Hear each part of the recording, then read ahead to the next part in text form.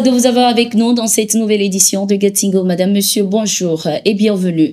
La non-organisation des élections au Mali fait polémique, surtout depuis ce 26 mars 2024, date qui marquait la fin de la transition dans le pays. Le colonel Assimi Goïta, président de transition, avait signé un décret en ce sens, stipulant que la durée de la transition serait fixée à 24 mois, soit à compter du 26 mars 2022. Depuis, des voix s'élèvent, surtout dans les pays occidentaux, pour dénoncer cette situation politique.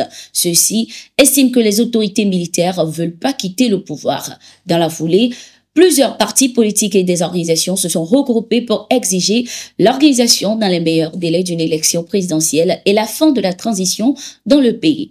Le pays traverse des difficultés énormes et la transition n'a pas vocation à régler tous les problèmes du pays. Il est temps de sortir de cette impasse, d'autant plus que le dernier report de la transition a expiré le 26 mars, a indiqué Souleymane Camara, président d'une organisation de la société civile.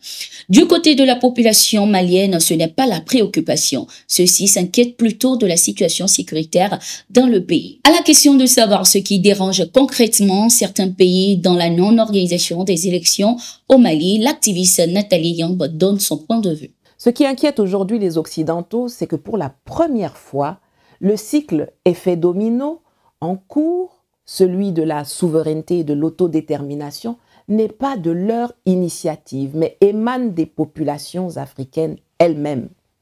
J'ai donné un coup d'envoi à Sochi, puis ça a commencé au Mali, ça a continué au Burkina, ça s'est poursuivi au Niger, ça vient d'avoir lieu au Sénégal.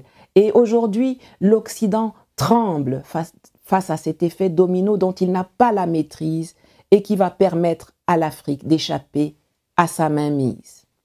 Et c'est pour ça que vous les voyez tempêter, avoir recours à leur relais pour que au Mali, au Burkina et au Niger soient de nouveau organisées des élections présidentielles qui leur permettraient de replacer à la tête de ces pays leurs habituelles marionnettes et de revenir rapidement sur la déconstruction méthodique du pacte colonial en cours de téléchargement, tandis qu'au Sénégal, au contraire, ils ont tout fait pour retarder la tenue d'élections présidentielles qui voient arriver des souverainistes comme Ousmane Sonko et Bassirou Diomaye Faye au pouvoir. Vous pensez qu'on ne voit pas clair? Tous les jours, ils crient, ils dénigrent, ils diffament, ils mettent des bâtons et des terroristes dans les jambes des nouvelles autorités et des populations maliennes, burkinabées ou nigériennes. Comme s'il n'y avait pas pire qu'un militaire au pouvoir. Notons que lors d'une rencontre avec les représentants des partis politiques, le Premier ministre Choguel Kokala Maïga a indiqué qu'il n'y aurait pas d'élection dans le pays tant que la situation sécuritaire ne serait pas réglée. Lors de son premier discours à la nation ce 3 avril 2024, veille de la commémoration de l'indépendance du pays, Bassirou Diomaye Faye, le président sénégalais, a dévoilé les grandes orientations de sa politique. Il a notamment annoncé des concertations en vue de prendre des mesures fortes concernant la vie chère. Le président sénégalais a également rappelé que la jeunesse est au centre de ses préoccupations. L'éducation, l'information au métier, l'emploi, l'entrepreneuriat des jeunes et des femmes restent des défis majeurs à relever. J'en ferai une priorité élevée des politiques publiques en concertation avec le secteur privé. Nous devons à cet effet revisiter les mécanismes existants, les améliorer et les rationaliser afin qu'ils répondent mieux aux besoins d'emploi et autres activités génératrices de revenus pour les jeunes. Pour encourager la création d'emplois, je compte m'appuyer sur un secteur privé fort parce que soutenu par l'État. Bien entendu, le secteur privé international aura son plein rôle à tenir. Les Sénégalais sont braves, mais ils sont fatigués et attendent de nous des solutions contre la vie chère. La question du coût de la vie nous préoccupe particulièrement. Elle retient toute mon attention. Dans les jours à venir, des mesures fortes seront prises dans ce sens après les concertations que j'entreprendrai avec les acteurs concernés, a-t-il laissé entendre. Bassirou Diomaye Faye a par la même occasion insisté sur sa volonté d'instaurer une gouvernance vertueuse, notamment en vue de la prochaine exploitation des ressources pétrolières et gazières. Le président sénégalais a également tenu à rendre hommage aux forces de défense et de sécurité, leur exprimant sa fierté et son soutien, ainsi qu'aux jeunes cœurs battants de la nation.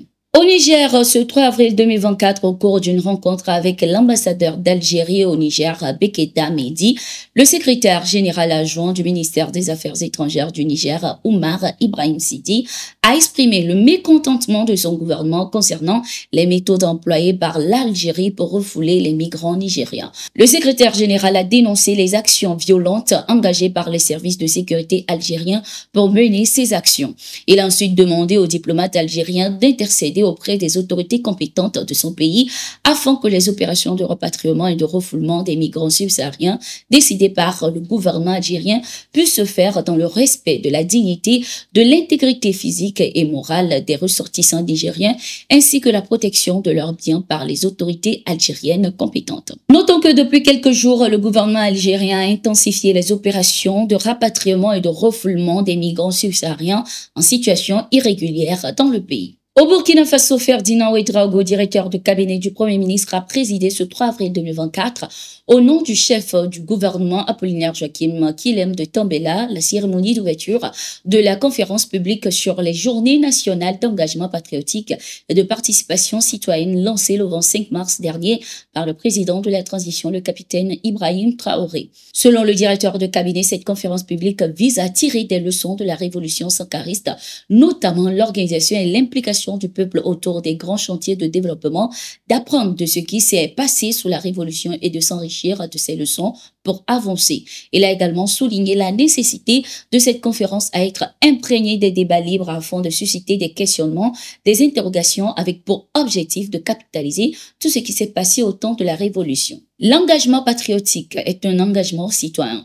Tout se compose comme acte responsable qui permet aujourd'hui de faire avancer la société, de créer l'équilibre, d'instaurer la paix, la sécurité qui permet au Burkina Faso d'être davantage prospère, d'avoir plus de bien-être. Ce sont des engagements patriotiques, a-t-il expliqué. Plusieurs autres cadres ont apporté des contributions sur la période révolutionnaire du président Thomas Sankara de 1983 à 1987. Il s'agit entre autres du conseiller spécial à la primature Luc Damiba qui a présenté sa communication sous le thème bilan des expériences d'engagement patriotique dans l'histoire du Burkina Faso. Il a dressé la liste suivie des détails des engagements patriotiques avant et pendant la colonisation sous l'ère de la révolution de 1983 ainsi que les modes d'engagement social y afférents.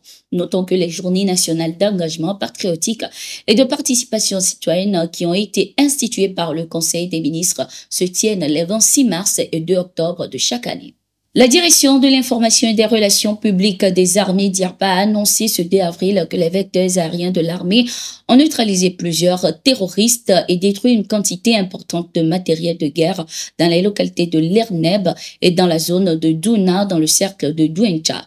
La hiérarchie militaire a par la même occasion rassuré l'opinion nationale de la détermination des forces armées à sécuriser les populations et leurs biens. Notons que cette victoire des soldats maliens intervient quelques jours après la destruction par les vecteurs aériens de l'armée d'un véhicule suspect appartenant à des groupes armés non identifiés aux alentours du bateau naufragé Tombouctou dans la localité de Bamba le 29 mars 2024. Nous sommes arrivés à la fin de cette édition de Getting Move. Merci d'être resté avec nous. Nous sommes en continu sur nos différentes plateformes et sur notre site d'information, le www.toutafrica.com.